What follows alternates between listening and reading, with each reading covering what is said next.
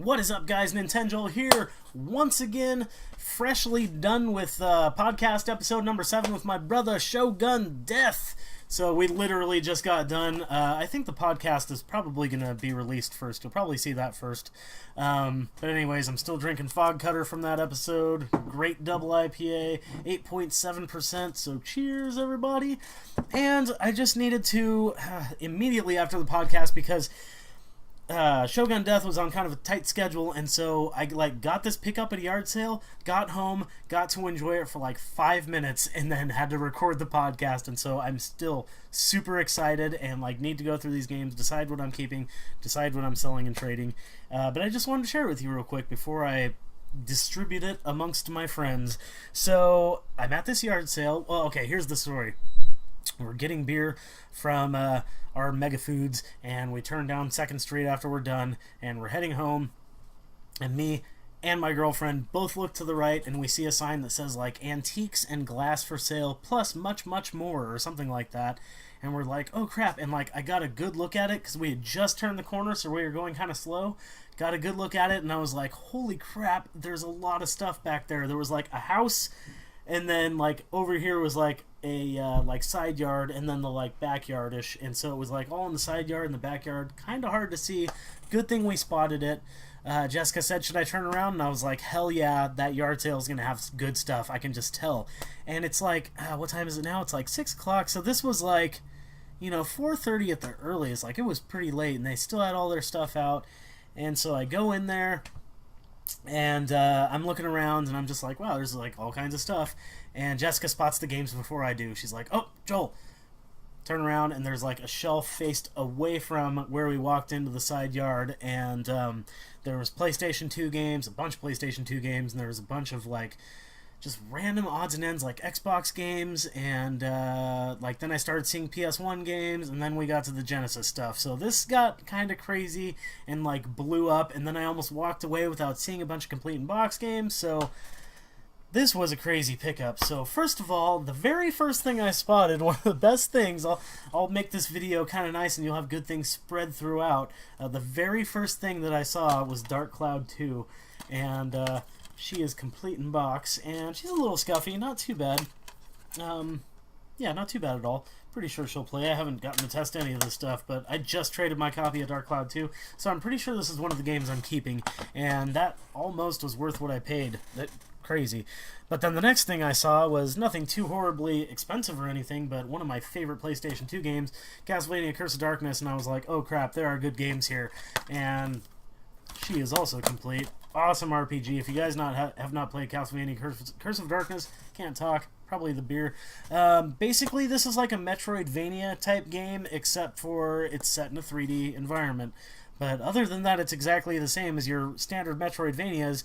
You're just going around hacking and slashing in a 3D environment instead of a side-scrolling environment. Other than that, it's the same. You can equip weapons and armor. You can have magic. There's a little demon that follows you, and you can change that demon, and you can have him upgrade. And I've beaten this game twice. That's how good it is. This game is amazing and highly underrated and barely ever talked about.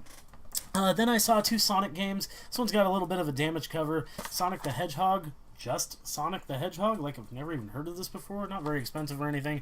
Complete in box. Actually, this was the one that had the best disc, even though it had a little rip on the cover, but yeah, pretty awesome. And then Sonic Heroes for PlayStation 2, Greatest Hits, and that one's complete in box also. I can't even remember what's complete in box. And then I kind of went down the shelf, and there was some PlayStation 1 games. There was also a Metal Gear Solid, but it was Greatest Hits, and it was really scratched up, so I passed on that. I think it also didn't have a manual, too.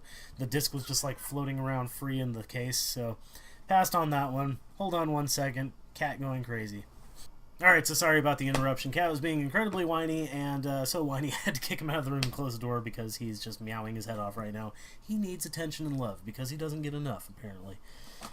Yeah, right. Most spoiled cat in the world. Alright, so anyways, PlayStation stuff.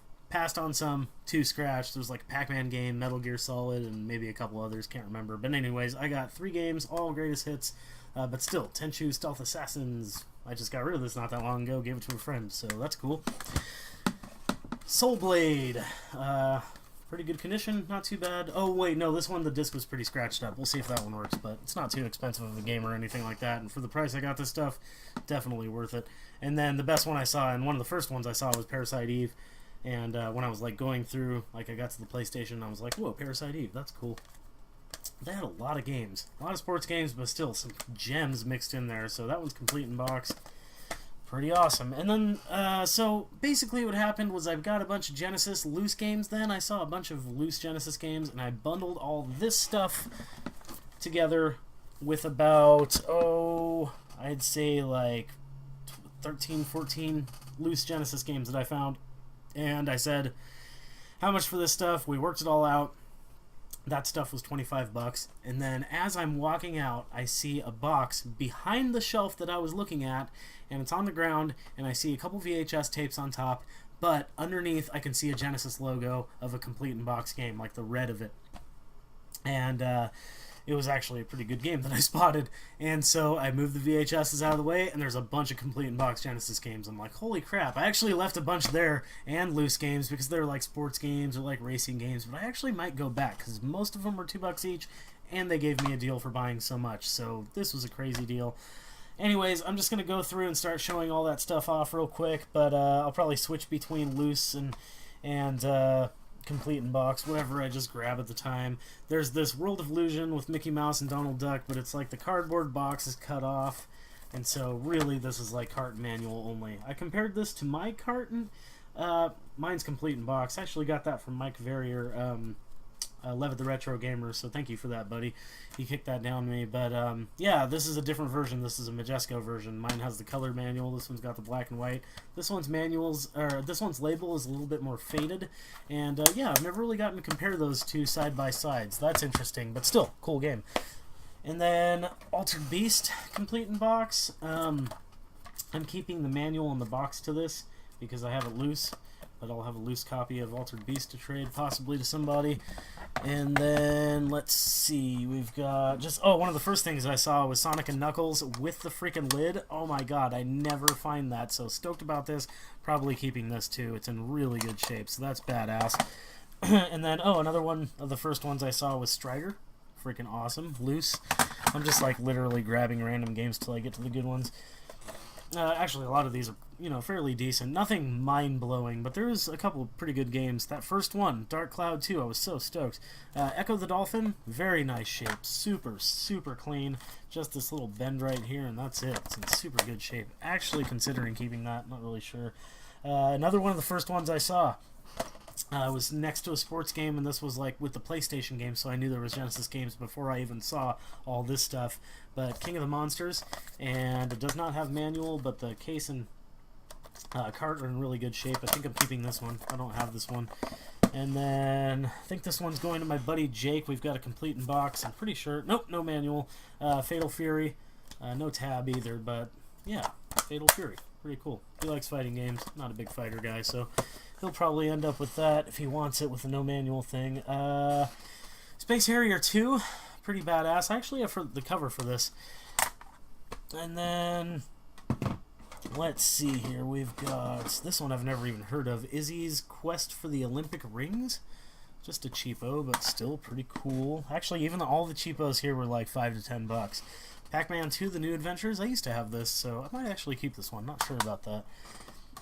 Fantasia. This one's got a ripped label, but still, never actually had Fantasia before. Never actually played it before either. And then we've got Spot Goes to Hollywood. This one's got a messed up end label. Just kind of beat up. But yeah, never played a Spot game that I can think of. Maybe on NES. Or maybe on SNES, actually. But not that one. And then this one's definitely a double. It's got the kind of crappy label fade. And then a little rip right here. But X-Men. Just regular old X-Men. Another one of the first ones I spotted was Subterranea, and I just traded this not that long ago too, so maybe that's an omen that I should keep this one. I'm not really sure. Not sure what I'm going to do with all these yet. And then, let's see, there was some complete in box that I mentioned. There was Hard Driving, and Hard Driving is complete in box. In decent shape, but it's a Tengen cart, so let's see if it actually still works. That would be awesome.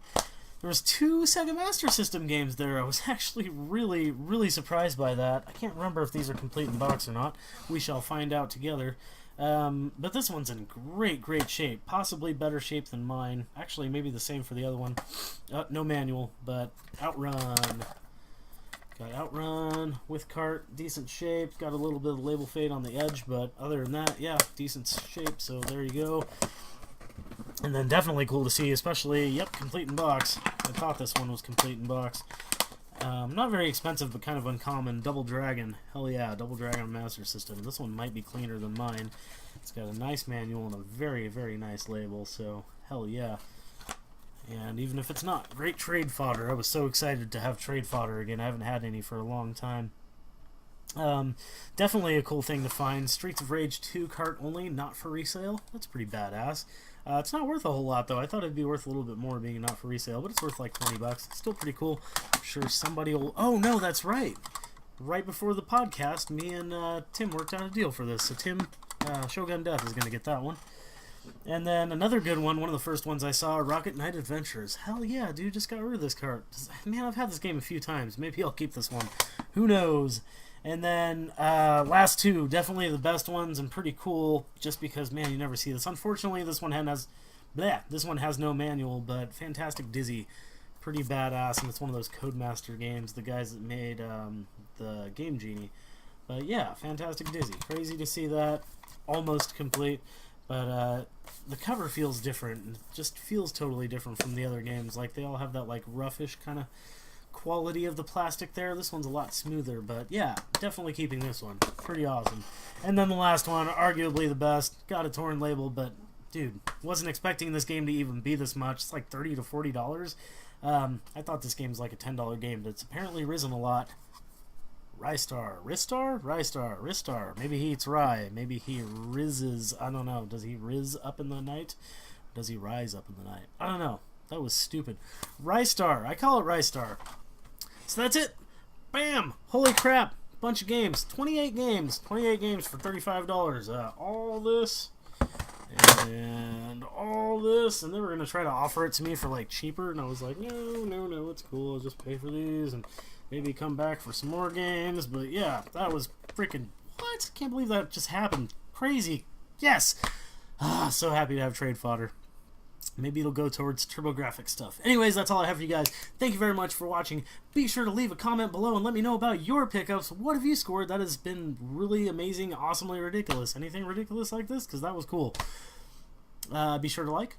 Be sure to subscribe if you like the content. And there's a lot more pickups to come. I've been scoring crazy stuff from trades and even random purchases that I've gotten from like yard sales and thrift shops. I have the hiccups. So that's it. That's all I have for you guys. Oh yeah, hit the bell notification so you get all the notifications for my channel, blah, blah, blah. Thank you very much for watching. You guys kick ass, keep rocking the retro games, and find them deals.